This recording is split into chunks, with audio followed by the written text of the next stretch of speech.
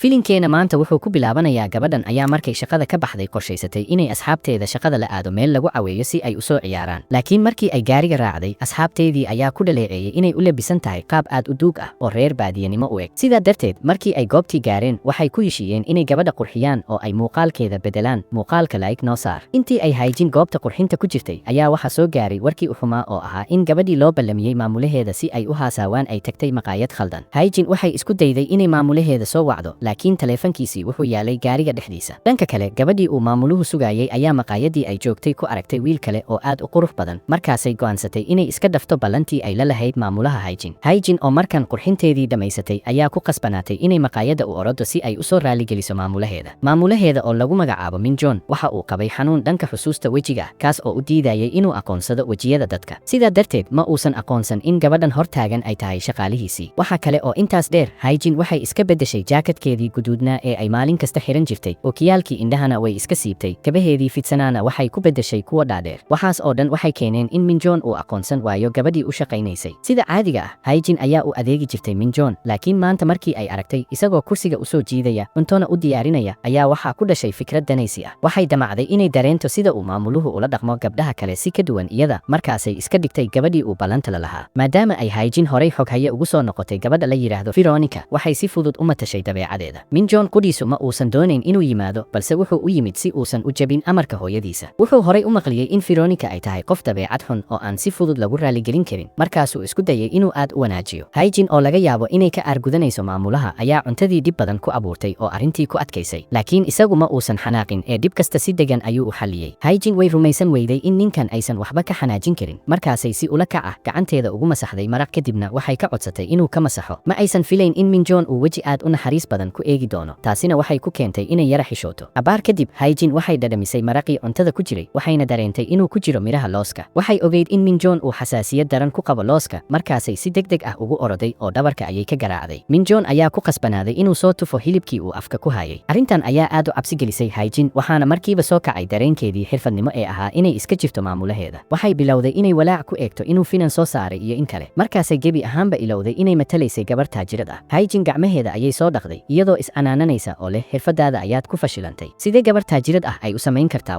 waxay markaas go'aansatay inay intaas ku joojiso ciyaarta kadib markii ay cunto qaali ah soo cuntay adeeg fiicana ay ka heshay maamulaheeda waxay ka cabsatay haddii ay sii wado in la ogaan doono aqoonsigeeda dhabta ah markii ay haajin bannaanka u baxday minjon ayaa weydiiyey su'aal adag isagoo ku yidhi sidee ku ogaatay inaan looska xasaasiyad ku qabo haajin ayaa markiiba maskaxda ka keentay marmarsiiyo waxayna tiri xog haya ayaa ii sheegay waxay isku dayday inay baxsato iyadoo ku marmarsiyoonaysa inay shaqo leedahay oo ay tareenka degdeg ugu noqoto laakiin minjon ayaa si lama filaan ah u yidhi aniga ayaa darawalka kula sugaya haajin ayaa ku jawaabtay in darawalkeedii uu fasakh ku jiro maalmahan waxay kaloo tiri cunto badan ayaan cunay waxaana rabaa inaan yara socdo si aan u nafiso minjon ayaa mar kale ku yidhi haddaba aniga ayaa kula soconaya xilligaas waxaa jiray ubaxyo geedaha ka soo dhacayay oo aad moodo inay la qaybsanayeen haajin farxaddaas yar ee ay dareemaysay inkasta oo aysan labadooduba hadlaynin haddana jawigu wuxuu ahaa mid aad u macaan oo jacayl ku dheehan yahay laakiin taasi ma aysan sii soconin waayo roob ayaa bilowday isla markii uu roobka dareemay haajin waxaa markiiba ku soo dhacday dabeecaddii xirfadnimo ee ay u lahayd maamulaheeda si dabiici ah ayay hore ugu soo booday si ay dallada ugu qabato maamulaheeda minjon ayaa la yaabay wuxuu isweydiiyey sababta ay gabadhan taajirada ah ay isaga ugu oggolaanayso inay qoydo isagana dallada ugu qabanayso haajin waxay xusuusatay in mar kasta oo uu roobdo ay isaga dallada u qaban jirtay iyadoon dan ka lahayn inay qoydo iyo in kale roobkaas ayaa keenay inay labadooduba hal dallad wada galaan jawiguna wuxuu noqday mid yara xishood iyo yaab isugu jira minjon wuxuu dareemay xiise weyn oo uu u qabo gabadhan waayo waxay gebi ahaanba ka duwanayd wixii uu ka filayay haajin ayaa dareentay in minjon uu si gaar ah u eegayo markaasay si degdeg ah gacantiisa isaga riixday nasiib wanaag tagsi ayaa soo maray markaasay markiiba raacday iyadoo diiday in minjon uu sii sabootiyo markii ay gaariga gashay ee ay ka fogaatay minjon wuu is-celin waayey dhoola caddayn ayaana wejigiisa ku soo dhacday subaxii xigay haajin waxay muddo dheer taagnayd albaabka hore ee shirkadda iyadoo ka cabsanaysa inay gudaha gasho aad ayay isku dhiirigelisay waayo weligeed sidan uma cabsanin ugu dambayntii waxay gashay xafiiska maamulaheeda iyadoo isku dayaysa inay isdejiso waxay rajaynaysay inay iska ilowdo wixii xalay dhacay laakiin sidee loo iloobi karaa wax dhacay waxay aad uga walwalsanayd sidii ay u sharaxi lahayd beentii ay xalay u sheegtay minjon markii uu arkay haajin oo wareersan si hoose ayuu u qoslay wuxuu rabay inuu ogaado waxa si ka ah xoghayadiisa subaxdan hore haajin waxay isku dayday inay marmarsiiyo u hesho inay xafiiska ka baxdo hadda shaqo kasta oo uu u diro xataa haddii ay adag tahay diyaar ayay u ahayd waxa keliya ee ay rabtay waxay ahayd inay ka fogaato indhihiisa markii uu minjon ku yidhi orod bax oo soo bedel nalka si degdeg ayay u aqbashay minjon wuxuu u qaatay in haajin ay nacday aragtidiisa laakiin xilligan waa wejigeeda keliya midka uu si cad u arki karo markaasuu ka codsaday inaysan aad u nicin isaga. Markii uu Minjoon u soo dhawaaday, Haijin aad ayay u naxday iyadoo ka baqaysa in la ogaado sirtii xalay. Nasiib wanaag taleefan ayaa u soo dhacay. Dhab ahaantii Minjoon wuxuu ahaa qof dadka wejigooda hal mar markuu arko xusuusnaan jiray, laakiin dhowaan ayaa qof aan la garanayn uu weerar ku soo qaaday, taas ayaana keentay xanuunka xusuusta wejiga ee haya. Markii uu maamule Minjoon uu isku dayay inuu baxsado habeenkii la soo weeraray, waxa soo gaaray dhaawac madaxa ah. Haddaba mar kasta oo uu qof wejigiisa uu fiiriyo, sawirka indhihiisa ugu soo baxaya waa mid aan cadayn misana shuca ah. Haijin waxay qarka u saarnayd inuu shaqada ka ayriyo waqti hore. Waxay ahayd in Minjoon uu horay u khiyaanay xoghaye hore, taas darteedna wuxuu go'aansaday in xoghayn kasta uu hal sano oo qandaraas ah uu la saxiixdo, kadibna qof kale lagu bedelo. Laakiin dhaawaca kadib, Minjoon wuxuu xusuusan karaa oo keliya wejiga Haijin, markaasuu ka codsaday inay u sii shaqayso. Inkasta oo Haijin ay aad u caraysnayd, haddana ma haysan sabab ay ku diido. Labadeeda waalid ma noola, waxayna la nooshahay walaal ka weyn oo aragtida dhibaato ku qaba iyo walaal ka yar oo waxbarasho u baahan. Mushaharka uu Minjoon siiyana aad ayuu u fiicnaa. Intaas waxaa dheer, Haijin waxay maalin kasta xirataa jaakad guduud ah, timaha qaabka ay u samaysatana weligeed ma aysan bedelin. Taas ayaa keentay in wejigeedu uu ku sawirmo maskaxda Minjoon sida shaabada oo kale. Markii dambe, Minjoon wuxuu isku dayay inuu Haijin ka codsado inay dharka bedesho, laakiin isla markii ay bedeshayba, wejigeedii wuu ka qarsamay oo si cad uma uusan arki karin. Taas ayaa ah sababta uusan xalay u aqoonsan in gabadha uu la ballansan yahay ay tahay xoghayadiisa. Haijin waxay u sheegtay Veronica in ay iyadu ahayd qofkii xalay u tagay Minjoon. Waxay kaloo waalidiinta labada dhinac u sheegtay in labadii dhalinyaro ahaa ay kulmeen. Waalidiintu waxay bilaabeen inay isla xiriiraan. Minjoon ayaa si daacad ah u ammaanay Veronica, taas oo ka yaabisay hooyada dhashay Veronica, waayo weligii qof gabadheeda sidaas u ammaanay ma jirin. Ma aysan ogeyn in Veronica ay hadda si waali ah u jeceshahay wiil kale oo saaxiib la ah Minjoon. Labada hooyo iyagoo runta ka warqabin aad bay u faraxsanaayeen. Haijin waxay u malaysay in arrintii xalay halkaas ku dhamaatay, laakiin Minjoon wuxuu soo xusuustay gabadhii uu xalay la kulmay. Maadaama ay Haijin degdeg ku baxday, waxay Minjoon uga tagtay daladii. Maanta isagoo iska murugaysan ayuu arkay daladii, markaasuu furay. Markiiba wuxuu soo xusuustay sidii ay isaga iyo gabadha ay roobka ugu dhex socdeen. Wejigiisii murugaysnaa wuxuu markiiba isku bedelay dhoolla cadayn macaan. Minjoon wuxuu aad u damcay inuu la kulmo Veronica, markaasuu Haijin ka codsaday inay siiso lambarka Veronica. Haijin oo aan rabin inay mar kale matasho Veronica ayaa marmarsiyo ka dhigatay in Veronica ay isticmaasho 10 taleefan oo isku mar ah, dadkuna ay kala xiriiraan xoghayadeeda gaarka ah. Minjoon ayaa yidhi haddaba iigu wac xoghayadaas. Haijin oo baqaysa in sirtu fashilanto ayaa si quus ah u siisay nambar taleefan. Nasiib wanaag, Haijin waxay dhowaan walaasheeda u soo iibisay taleefan cusub, lambarkii horena iyada ayaa gacanta ku haysay. Waxay istiri haddii aanan taleefanka ka qabanin, wax dhib ah ma imaan doono. Sidii la filayay, cabaar kadib Minjoon ayaa soo wacay lambarkii. Haijin oo ka baqaysa inuu mar kale soo waco, waxay qorshaysatay inay u dirto fariin qoraal ah oo ay ugu sheegayso inaanay hadda ka jawaabi karin taleefanka. Laakiin intii ay qoraalka ku jirtay, ayuu taleefankii mar kale soo dhacay, iyada oo weliba si lama filaan ah u riixday badanka laga qabto. Haijin waxaa ku qasbanaatay inay ku hadasho codka Veronica oo ay ku dayato qaabka ay u hadasho. Minjoon ayaa ka codsaday inay caawa kulmaan si uu ugu soo celiyo daladii ay uga tagtay. Haijin waxay isku dayday inay diido, iyadoo leh daladahaygu waa kuwa hal mar la isticmaalo oo la iska tuuro, markaa uma baahnid inaad ii soo celiso. Laakiin Minjoon wuxuu ku adkaystay in xataa haddii ay tuurayso ay tahay inay gacanteeda ku tuurto. Ugu dambayntii waxay ku heshiiyeen inay ku kulmaan goobta ay wada yaqaanaan. Habeenkaas Haijin markay guriga ku laabatay ayay degdeg isku diyaarisay. Waxay isku dayday inay isku qurxiso sidii maalintii hore, waxayna soo xiratay dhar u dhow qaabka ay Veronica u labisato. Waxay tagtay goobtii ballanta iyadoo aad u walaacsan, waxayna isku qancinaysay iyadoo leh hawalwelin, dalada uun qaado oo iska bax, dib dambe isuma arki doontaane. Markii ay tagtay, Minjoon ayaa horay u sii sugayay. Haijin ayaa neef weyn soo jiidatay, kadibna u dhawaatay. Markii ay salaantay, waxay weydiisay daladii, laakiin Minjoon ayaa si lama filaan ah ugu jawaabay, ma keenin daladii, qorshahayguna ma ahayn inaan keeno. Haijin ayaa yaabtay oo weydiisay, haddaba maxaad iigu yeertay? Minjoon ayaa si daacad ah ugu sheegay in daladu ay cudurdaar uun u ahayd. Wuxuu u qiftay in tan iyo habeenkii ay kulmeen uu mar kasta ka fikirayay iyada, markuu xusuustana uu wadnihiisu aad u garaacmayo. Haijin way ka naxday hadalkaas, laakiin waxay isku dayday inay dareenkeeda qariyo, markaasay iska dhigtay qof caraysan oo isaga tagtay. Xilligaas Minjoon waxaa soo wacay saaxiibkiis Dio, kaasoo u sheegay in qof uu internetka soo dhigay maqaal la leeyahay Minjoon qof ayuu garaacay. Haijin ayaa maqashay wada hadalkaas, markaasay istaagtay oo taleefankeeda ka hubisay warkaas. Ninkii maqaalka qoray wuxuu sheegtay inuu indhihiisa ku arkay wixii dhacay, laakiin siday u dhaceen si khaldan ayuu u sharxay. Runta waxay ahayd, habeenkaas Minjoon shaqada ayuu ka baxay, laakiin markuu hoos u degay ayuu soo xusuustay inuu furayaashii gaariga xafiiska kaga soo tegay. Markuu xafiiskii ku laabtay, wuxuu arkay qof si qarsoodi ah alaabta u dhex baaraya. Nasiib daro, nalalkii xafiisku way xumaayeen, isaguna wejiga dadka ma aqoonsan karin, laakiin qaabka uu ninkaas u labisnaa iyo dhismaha jirkiisa waxay Minjoon u muuqdeen qof uu aad u yaqaano. Minjoon dareenkiisu wuxuu u sheegay in ninkan hortaagan uu yahay kii horey isugu dayay inuu dilo. Isla markiiba dagaal ayaa dhex maray labadooda. Intii uu Minjoon gacanta ku dhigayay koobka meesha yaalay si uu ninka ugu garaaco, ayaa Haijin si lama filaan ah u soo gashay oo ka joojisay. Dhab ahaantii ninkaas ayaa ahaa kii damacsanaa inuu dilo Minjoon, balse dhibaatadu waxay ahayd in Minjoon uu qabo xanuunka aqoonsi la'aanta wejiga, sidaas darteedna ma uusan garanayn wejiga ninkan. Waxaaba ka sii daran in ninkaas loo soo xulay xulay inuu noqdo darawalka gaarka ah ee Minjon. Minjon ayaa weydiiyey ninkii isagoo leh maxaad halkan ka qabanaysaa. Ninkii oo magaciisa la yiraahdo Jonsu ayaa ku jawaabay inuu rabo inuu nalka xumaaday ee xafiiska uu hagaajiyo. Askari ka tirsan ilaalada shirkadda ayaa si lama filaan ah ugu soo baxay iyagoo meesha taagan. Maadaama Haijin ay goobta joogtay, waxay ogeyd runta oo dhan. Iyadoo isticmaalaysa khibradeeda xoghaynimo, waxay markiiba bilowday inay ka fikirto sidii ay u joojin lahayd in warkan xun uu dadka ku dhex faafo. Markay soo jeesatay, waxay aragtay Minjon oo weli meesha taagan oo wareersan. Inkasta oo ay iska dhigaysay Veronica, haddana dabeecadeedii shaqo ayaa u ogolaan weyday inay iska tagto, waxayna u soo laabatay si ay xal ugu raadiso. Waxay aadeen guriga askarigii ilaalada ahaa si ay ula hadlaan, laakiin waxaa loo sheegay in askarigii uu aaday tacsiyo oo uusan weli soo laabanin. Sidaas darteed, waxay ku qasbaadeen inay albaabka banaankiisa ku sugaan. Minjon ayaa dareemay ceeb maadaama uu gabar taajirad ah ay banaanka iyo qabowga fadhiisiyey. Haijin ayaa tiri, haddii aan hadda kaa tago, hubaal waxaad wici lahayd xoghayadaada, waayo madaxda oo dhammi wax kasta oo ku dhaca xoghayaha ayay ula cararaan. Laakiin Minjon wuxuu u sheegay inuusan marnaba damacsanayn inuu xoghayadiisa u waco. Abaar kadib, Minjon wuxuu dareemay in Haijin ay qabowga jeceshahay. Wuxuu u soo jeediyey inay ku tiirsato si ay u kululaato, balse way diiday. Minjon ayaa haddana u soo dhawaaday isagoo ku yidhi, xataa shimbiro badeedka ee jooga meelaha qabow waxay isku kululeeyaan qaabkan. Wuxuu qabtay gacanteeda isagoo leh, haddii farahaagu ay kululaadaan, dhiiggaaga ayaa si fiican u wareegaya, jirkaaguna diirimaad ayuu helayaa. Ficilkan naxariista iyo xiisaha isugu jira ayaa Haijin ku keenay inay xishooto, markaasay gacanteedii si degdeg ah ula baxday. Si ay jawigaas ka dhashay xishoodka u beddesho, ayay kor u kacday. Nasiib wanaag, isla markaasna askarigii ilaalada ahaa ayaa soo laabtay. Haijin waxay aad uga baqday in askariga ilaalada uu aqoonsado inay tahay xoghayadii Minjon. Sidaas darteed, waxay go'aansatay inay guriga iska aado, iyadoo Minjon keligii uga tagtay inuu ninkaas la hadlo. Muddo yar kadib, Minjon uma baahanin dadaal badan si uu askariga ugu qanciyo inuu tirtiro wixii uu internetka soo dhigay. Askarigii ayaa qirtay in isla markii uu warkaas qorayba loo soo sheegay dhimashada qof qaraabadiisa ah, uuna dareemay inaanay habboonayn inuu wax damiirka ka horjeeda uu sameeyo. Arrintani waxay Minjon ku dhalisay shaki weyn. Wuxuu is yidhi, waxaa laga yaabaa in adeerkay uu ka dambeeyo arrintan. Adeerka Minjon ayaa mar walba raba inuu ninka dhalinyarada ah uu ka saaro guddiga agaasimayaasha, wuxuuna jecel yahay inuu abuuro warar been abuur ah si uu sumcadda Minjon uu dhaawaco. Minjon hooyadiisa waxba kama ogeyn shirqoolkaas. Waxay keliya aragtay wiilkeeda oo xalay guriga yimid isagoo aad u daalan, waxayna u malaysay inuu u daalan yahay shukaansiga badan ee uu la leeyahay Veronica. Dhanka kale, Veronica hooyadeeda aad bay ugu faraxday warkaas, waxayna rabtay inay gabadheeda wax badan ka weydiiso saaxiibkeeda cusub. Laakiin markii ay qolka gashay, waxay aragtay Veronica oo qof la sheekaysanaysa. Hooyada waxay tiri, iskama celin karo inaan wiilkaas hadda waco. Hooyadeeda waxay u qabtay in Minjon uu yahay ninka gabadheeda waalida ku riday, markaasay degdeg ugu dhaaratay Minjon hooyadiisa. Hase yeeshee, ninka ay Veronica ku waalan tahay ma ahayn Minjon, wuxuu ahaa saaxiibka ugu dhow ee Minjon oo la yiraahdo Jonsu. Dhanka kale, Minjon habeenkaas hurdo ma uusan helin. Waxaa hor yaalay caqabad weyn oo ah maanta waa shirkii ugu horreeyey ee guddiga agaasimayaasha tan iyo markii uu wejiga dadka garan waayey. Si uu u aqoonsado xubnaha guddiga, Minjon wuxuu isku dayay inuu maskaxda ku qabsado dhererkooda iyo qaabka ay u fadhiyaan ka hor intuusan shirku bilaabanin. Haddii uu rabo inuu noqdo guddoomiyaha shirkadda mustaqbalka, waa inuu kasbado taageeradooda. Laakiin adeerkiisa ma uusan joojin damaciisa ahaa inuu meesha ka saaro. Kuwa adeerka la socda ayaa ku dooday inay difaacayaan sumcadda shirkadda, waxayna Minjon ka codsadeen inuu iskiis xilka uga dego. Dabcan, Minjon ma ahayn qof isdhiibaya oo dhibka ka aamusaya. Maadaama labada dhinac ay isku mari waayeen hadalka, waxay ugu dambeyntii go'aansadeen in loo codeeyo oo gacanta loo taago cidda guulaysanaysa. Muuqaalka like saar haddii ay tahay markii ugu horreysay aad soo booqato janaalka, subscribe dheh, gambaleelka furo si aad u hesho muuqaaladayda xiga. Mahadsanid.